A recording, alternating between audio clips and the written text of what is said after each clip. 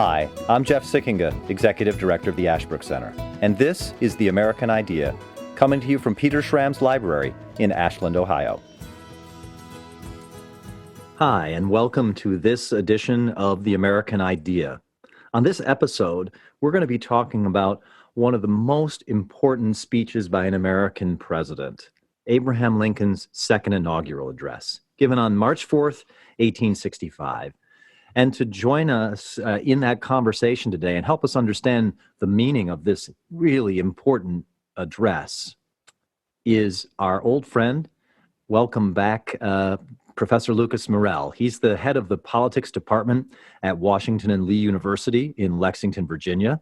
Lucas is a wonderful teacher and has taught in Ashbrook's Teaching American History programs and our master's program for teachers, and also a very fine and noted author on Abraham Lincoln, having done books on Abraham Lincoln and the American founding, and including books on Abraham Lincoln's speeches like the second inaugural. Lucas, thanks for joining us. Glad to be back, Jeff. Well, let me ask you, the second inaugural address. It's in March of 1865. Help us understand the context of the speech. What's happening in March of 1865? A few things are happening. The two major ones are Lincoln has been reelected, and by March of 1865, the war, if not over, if it's not the end, it's the beginning of the end. Proof, Farragut has wrapped up all the ports and rivers. They're now back in federal Union hands. General Grant, Sherman, and Sheridan are slowly, but looks like surely, tightening the noose on the most important Confederate general, and that's Robert E. Lee. Appomattox is armchair quarterback in here, but Appomattox will take place in a little more than 5 or 6 weeks. Lee is on the run, and everybody except for Jeff Davis thinks pretty much that the war is about to be over. And in fact, Lincoln in the address says, "The progress of our arms, upon which all else chiefly depends, is as well known to the public as to myself, and is, I trust, reasonably satisfactory and encouraging to all." Yeah, underline understatement of the year. So the Union Army is about to win the war. Lincoln and everybody else pretty much knows it. Lincoln's been reelected, as you say, so he's coming in for this second term of office. Yes. Here in March. He's going to give this speech. People are already looking to the end of the war. Given the tone and content of this speech, is it surprising to you that he gives this kind of second inaugural? Because if it were me and I were the president, or I was one of the president's supporters, I would expect triumphal notes. I would expect, yeah, we won. Yeah, we're about to win the war. Yeah, we're really going to stick it to those rebels. You would expect that kind of tone, or here's the detailed program I have for after the war and how we're going to deal with things. That doesn't seem to be at all what the speech talks about. This is a speech like no other presidential speech and arguably any other American political speech in our history. It is sui generis. It is its own thing, and it's its own thing in a number of ways, two of which you suggest. It is anything but triumphal in its tone, in its claims. We'll see incredibly, and we know that I don't know that there's been a single president in the United States who could be described as humble, right? You don't serve or stand for election. You don't seek a nomination unless you think you're all that. Yeah, don't you have to be really ambitious? Yeah, Lincoln was supremely ambitious, but thankfully also supremely moral, in my opinion. And this is a speech of astonishing modesty, and we're going to get to how that is displayed in the speech in a second. And so it is odd in that respect, and it is very odd in the fact that he says almost nothing about what his administration is going to do in the next 4 years. We've got to remember, all inauguration speeches, whether re-election or not, have to do at least a few things. And first and foremost, they have to be unifying. Elections, by definition, unless you're George Washington, are divisive and constructively so. They could be destructively so, but elections are constructively divisive. We got to know we got these problems. Here is what we think the problems are and what we think are the policies that will solve those problems. After an election, though, you got to bring the people together, right? We're all Federalists. We're all Republicans, right? I reversed it, but that's Jefferson in his first inaugural address.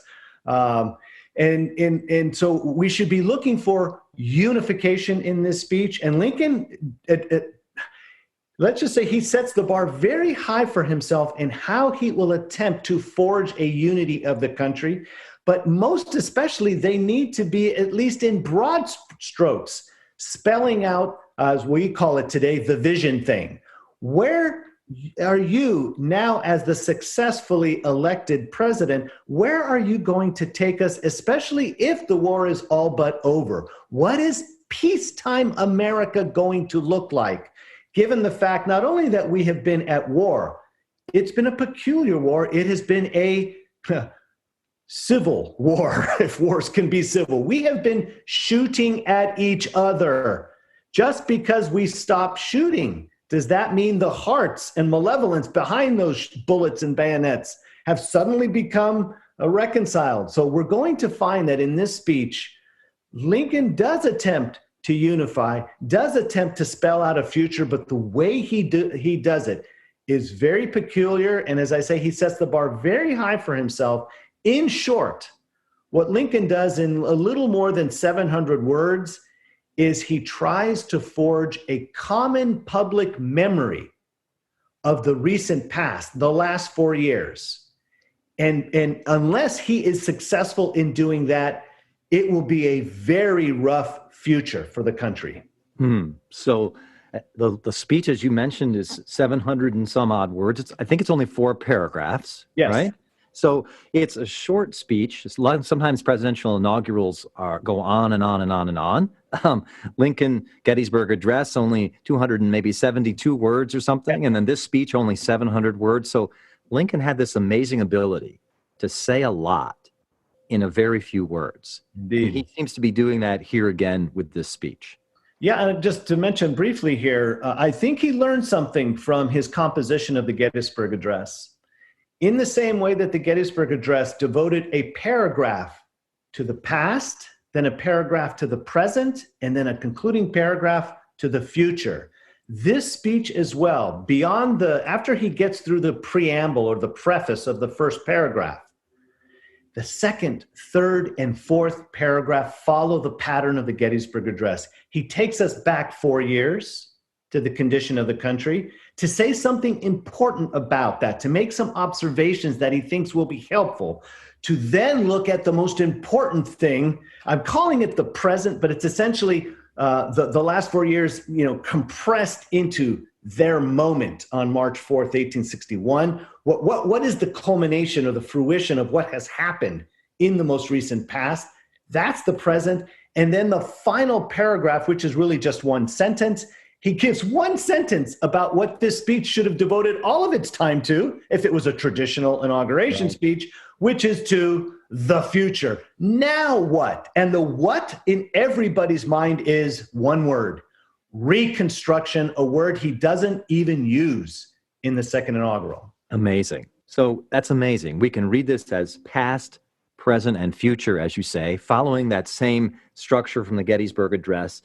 Let me, if I can, if you'll allow me, to just read, starting with the second paragraph of this wonderful address, what Lincoln says about the past. And the past comes up to the first shots of the Civil War. The present, as you say in the next paragraph, is the Civil War. And then the last paragraph is, now that the Civil War is ending, what's the future? But let me go back and say what Lincoln says here about the past.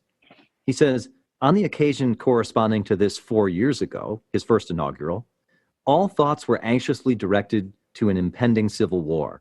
All dreaded it. All sought to avert it.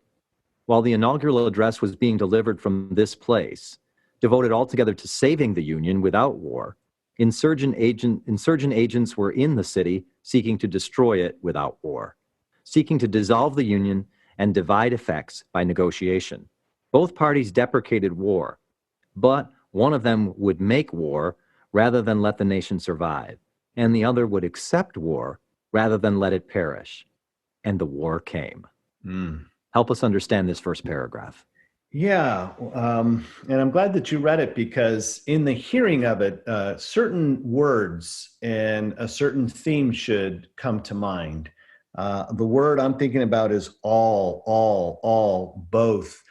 Lincoln, in getting the country March 4th, 1865, to think about that same date 4 years earlier, he wants to remind the country that we were once one country. Even though that pivotal presidential election did divide the country and ultimately separated some Americans who tried to form their own nation, he wanted to remind Americans who have been shooting at each other, we were once brothers, we were once friends, we were once fellow countrymen. He wants to set up an understanding of the war as a huge outlier, an aberration. What we have just been undergoing is not typical of America. We were not born two separate nations. We were once one nation. None of us wanted this war. We all hated war. We all dreaded it. And so that kind of mindset and attitude, Lincoln thinks we can regain that because we were once that. So we were once unified and the war came. It's interesting he doesn't say, and the rebels started the war. Yes, very important. That and the war came is Shakespearean in its simplicity, monosyllabic, and it shows us Lincoln's reading of Shakespeare, of the Bible. Absolutely. In many ways, we'll see. But it's something of a non sequitur, isn't it? How can all end up with war? If all deprecated it, if all dreaded it, if nobody wanted it, how did it happen? He's setting up an explanation on further review, if you will, that he gives in the third paragraph. Again, if war came in spite of most people's intentions north and south of the Mason-Dixon line, then perhaps there is another actor to this dramatis personae. Perhaps there's something else operating that he reveals in the third paragraph. Let me read that paragraph. 1/8 of the whole population were colored slaves, not distributed generally over the Union, but localized in the southern part of it. These slaves constituted a peculiar and powerful interest. All knew that this interest was, somehow, the cause of the war. To strengthen, perpetuate, and extend this interest was the object for which the insurgents would rend the Union, even by war, while the government claimed no right to do more than to restrict the territorial enlargement of it. Neither party expected for the war the magnitude or the duration which it has already attained. Neither anticipated that the cause of the conflict might cease with, or even before, the conflict itself should cease. Each looked for an easier triumph and a result less fundamental and astounding. Let's stop there. What's Lincoln saying? Whew, okay.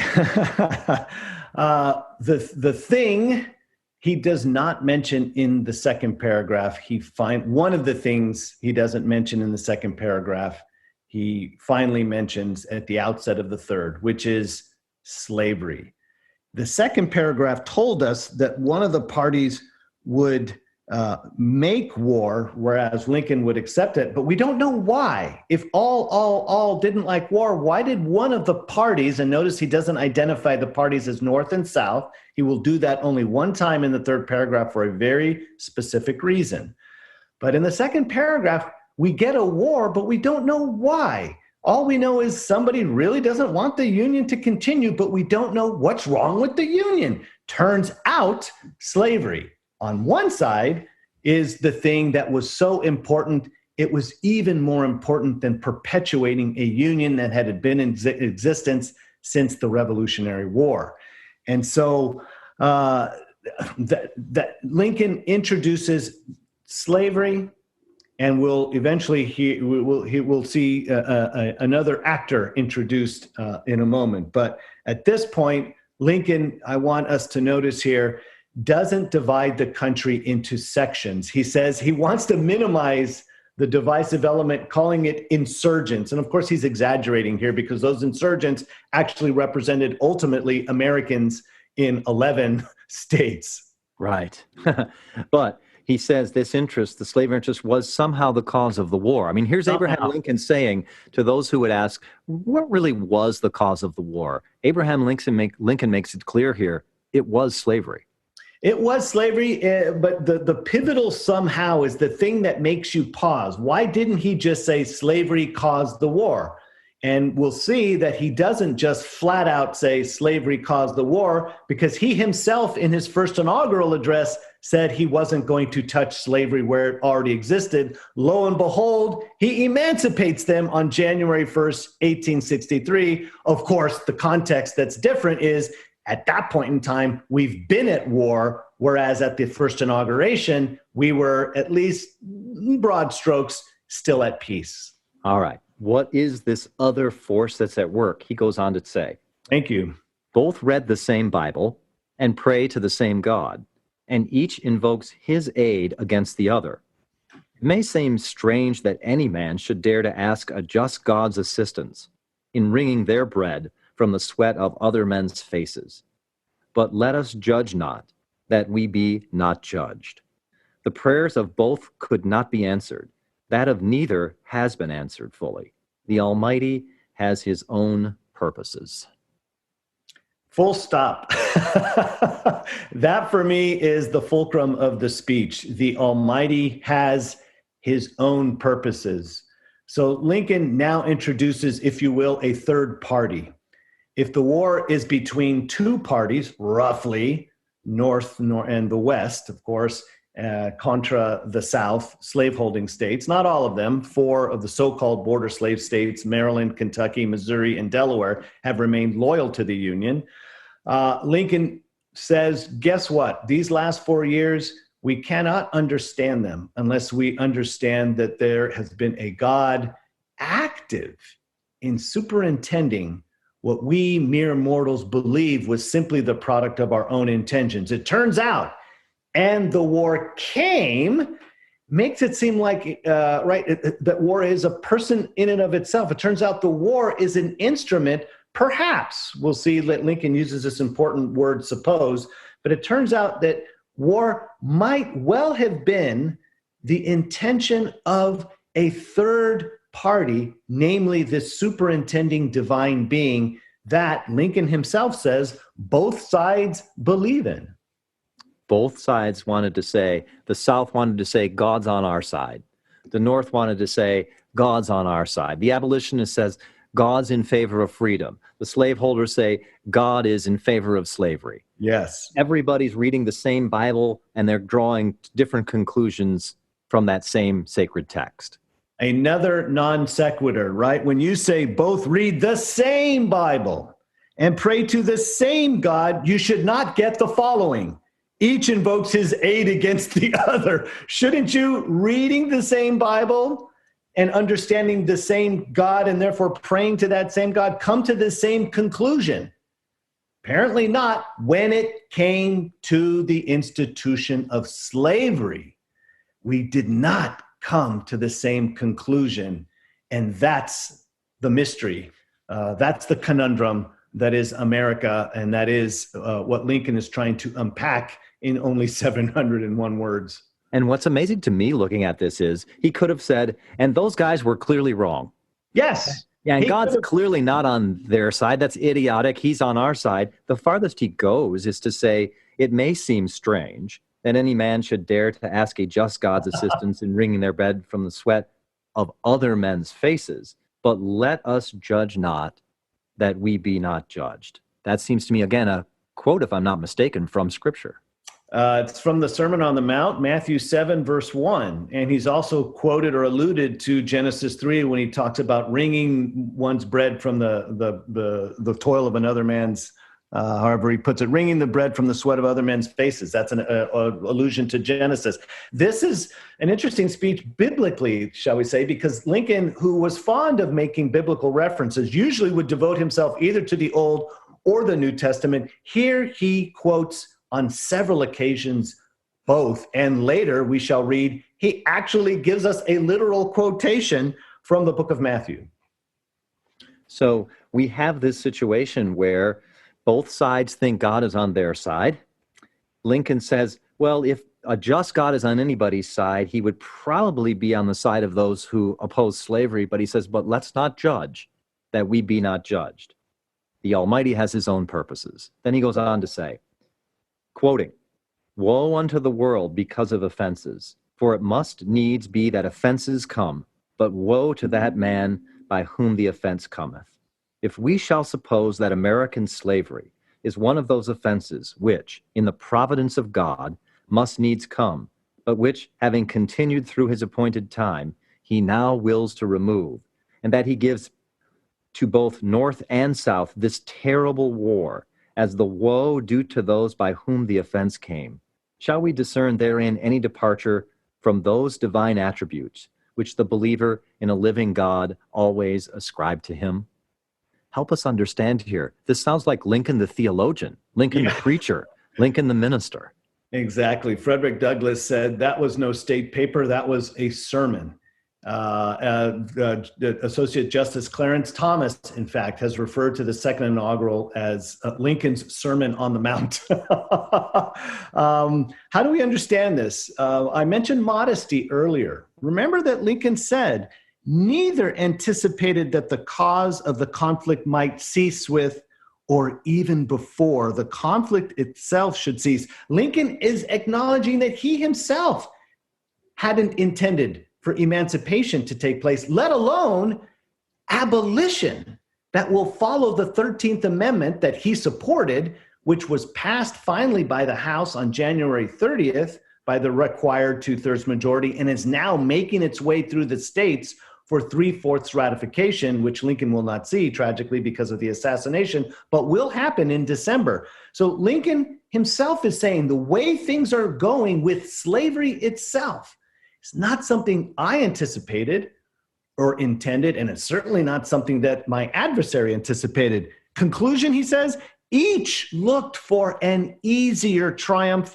and a result less fundamental and astounding. He is asking both sides to admit that even though the war, yes, is ending with a victory for the North, which Lincoln, yay, commander-in-chief, has prosecuted, he doesn't pat him on the back. He wanted to win the war, but he certainly didn't intend for such a costly war, and he did not intend for emancipation, let alone abolition. Something or someone else has been at work. And so, Jeff, you're right. Lincoln could have pointed to signs on the ground.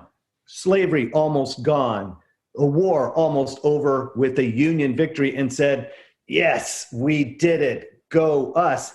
And instead points everybody to the skies or out there and says, maybe someone else is at work here. And part of the work it seems that God is doing is this war has come to both sides, and the terrible, bloody cost of the war for both North and South, and the hundreds of thousands of people killed and wounded and maimed, and families torn apart, the terrible tragedy that Lincoln himself personally saw and experienced. This, he says, God gives to both North and South this terrible war as the woe due to those by whom the offense came. Look, if I'm a person in the Union in the North listening to this, I think, wait, what are you talking about? Our state, Massachusetts, for example, we don't have slavery. The war is a punishment for us, against us. How can that possibly be? Yeah. Notice the adjective he gives for slavery. It's not Southern, it's American. He'll go on to explain why he can justify that adjective, but at this point, he states his conclusion up front. This is a national institution. It is not a Southern one. Yes, earlier in the third paragraph, he identifies the location of those slaves as the Southern portion of the country. He doesn't say the South, right? He doesn't want us to continue to identify two halves that we're trying to mush together.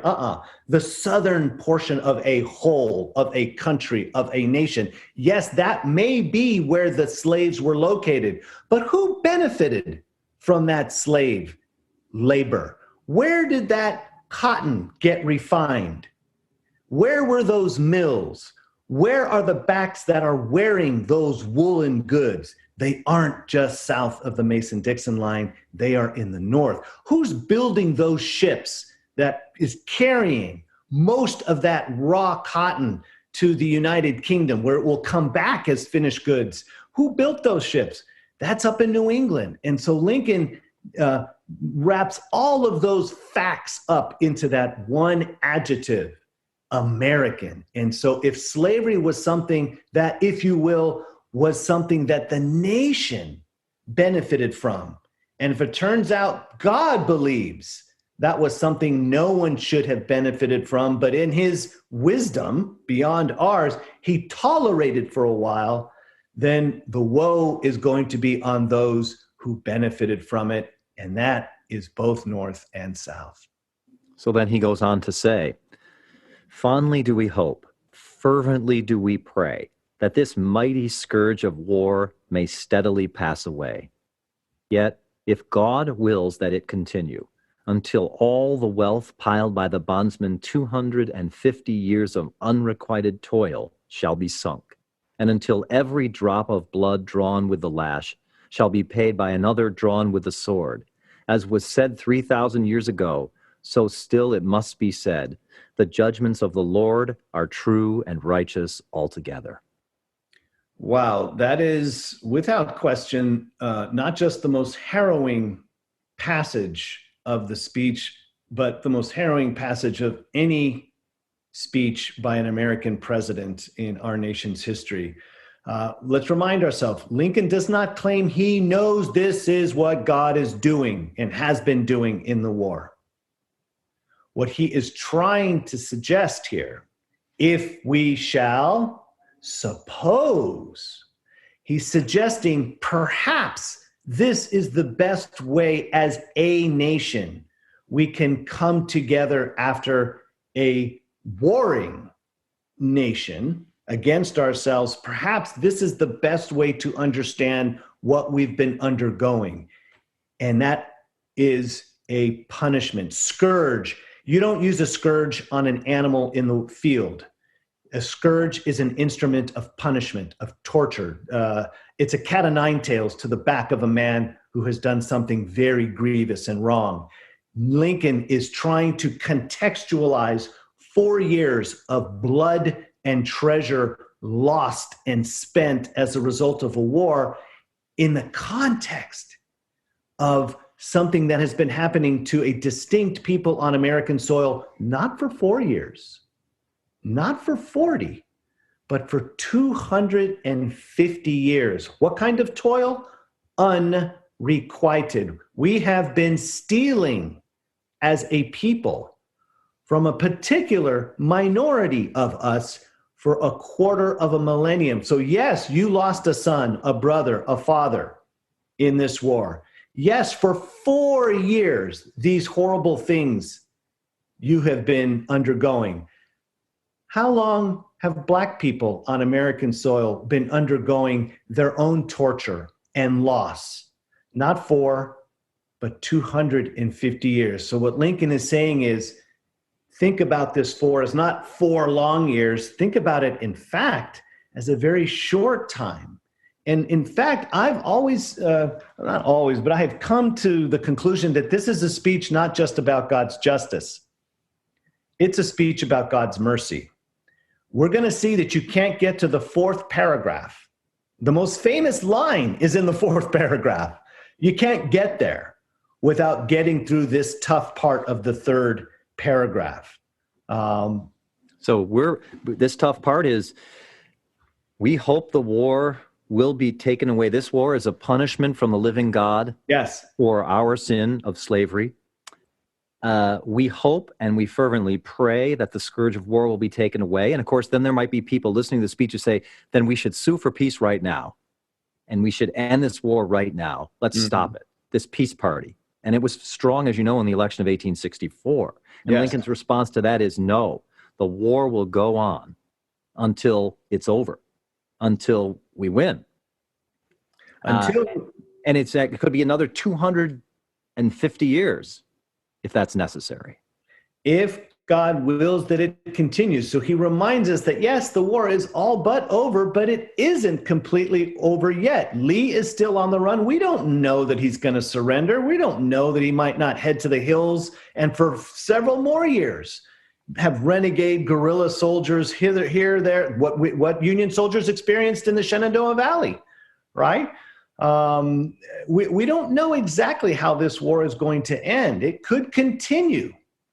And so what if we understand this war as a punishment, and God does wrap the thing up, say, by April or May of this year, it turns out that this war is actually a mercy from God because he only punished the American people for 4 years. And if that is true, we'll see it helps him now say the exhortation of the 4th paragraph. Let me read that famous last paragraph. With malice toward none, with charity for all, with firmness in the right as God gives us to see the right, let us strive on to finish the work we are in, to bind up the nation's wounds, to care for him who shall have borne the battle, and for his widow and his orphan, and to do all which may achieve a just and cherish a just and a lasting peace among ourselves and with all nations. Yeah, if it's the case, and Lincoln, generally speaking, is correct here, if it's the case that most Americans would consider themselves Christians, they understand themselves in world historic, cosmological, theological ways as people of the book. North and South, if they are believers of the same Bible and that same God, that one God, if that is true, what Lincoln is saying is, if you see the war as I do, as a divine scourge for the sin of slavery, which is American, not Southern, and if God has chosen to punish us, but not give us a full reckoning for what we have done wrong for so long, if, in short, God can be merciful to you who believe in him, surely you can be merciful to your neighbor, to your friend, to that man who used to hold slaves, to that man who used to enslave you, to that man who used to be shooting at you. Surely you can extend charity, the biblical word for love, to one another. Surely you have no right to have malice in your hearts to one another. Surely you should not be seeking to exact any more vengeance for this or that crime as you see it that brought about or was the product of this war. If you are a believer in the living God and this war is in fact not horrific justice, but actually a generous extension of God's mercy to this country, go and do likewise. That is the message of this speech. And this, it's not that God's on the north side, God's on the south side. It's not the question of which side God is on. It's almost as though here he's saying, the question is, are we on God's side? Yes. Are we seeing this war as God wants us to see this war?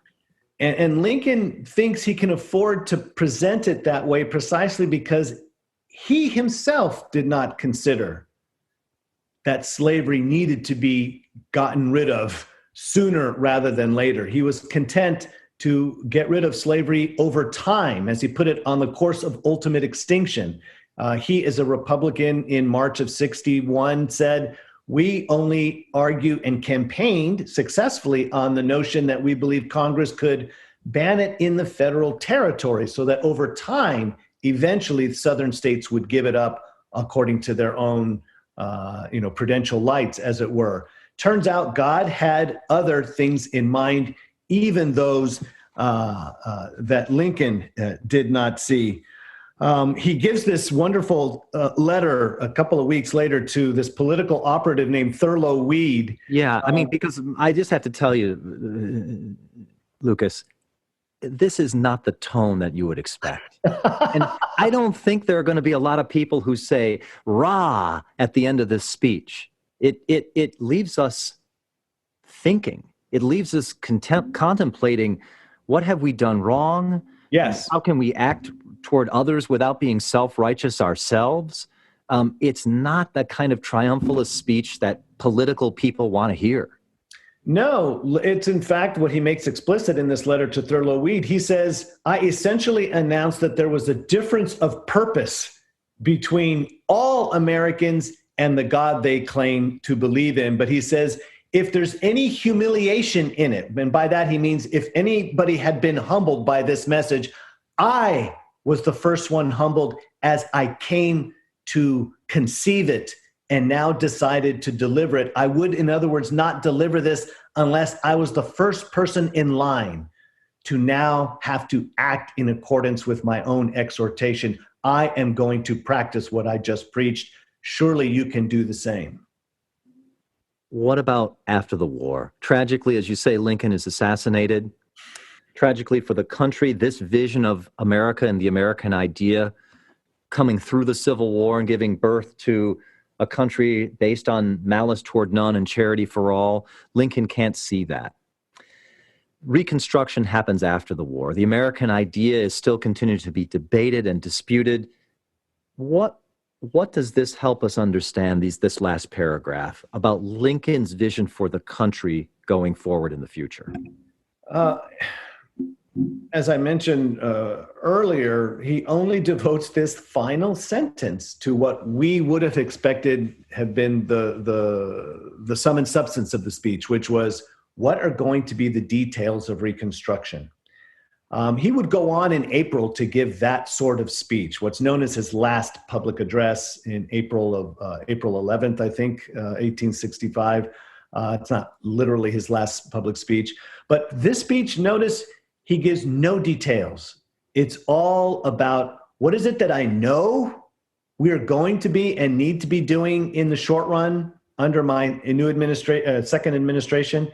Binding up the nation's wounds. We have all been, in some form or fashion, the victims of this horrific war, but a war that we must understand as a providential one, as one where God has chastened us severely, but also mercifully, if it comes to the conclusion that it looks like it will, as a Union victory, but also one that abolishes slavery. We have all got to accept that as God's judgment and verdict on this country. And in so doing, this has to be the basis of any policies going forward, any attitude going forward. Cannot be vengeful. Black versus white cannot be vengeful. North versus South. We have got to admit, as Denzel Washington put it in the movie Glory, the stink's on all of us, right? We've got to admit that we have all been, we all have this taint. And if we accept this war and its conclusion as a just one, the North should have won, i.e. the Union preserved. Slavery should have been eliminated. We see that not just as the conclusion of the might of men, but as the judgment of the Almighty. That is the only way, Lincoln believes, we can move forward as one country. Alas, our halting steps towards that without Lincoln got us going in that direction for about 8 to 10 years, what we know now as Reconstruction, or call Reconstruction. It was called at the time Reconstruction or Restoration, but these all came almost to naught because the rebels, shall we say, did not buy what Lincoln was selling in this speech. And it would take another 90 years from at least emancipation until we got any serious civil rights laws and voting rights laws that would implement the Reconstruction amendments of the 13th, 14th, and 15th. But we didn't just need to come back together politically. We didn't just need to come back together militarily. We needed to have this, as Lincoln says, this spirit of charity, the spirit of humility, We needed, for the American idea to flourish, Americans had to have a certain moral character, a certain set of qualities that would allow the American idea to flourish after the Civil War. That's Lincoln's vision going forward for the future. We had to have both the same mind, the same understanding, what I've been calling a common public memory of what just happened and its significance. We had to see it as a just conclusion, as he puts it in that last sentence, just and lasting peace. But we also, and this is the tougher one, we had to have the same heart.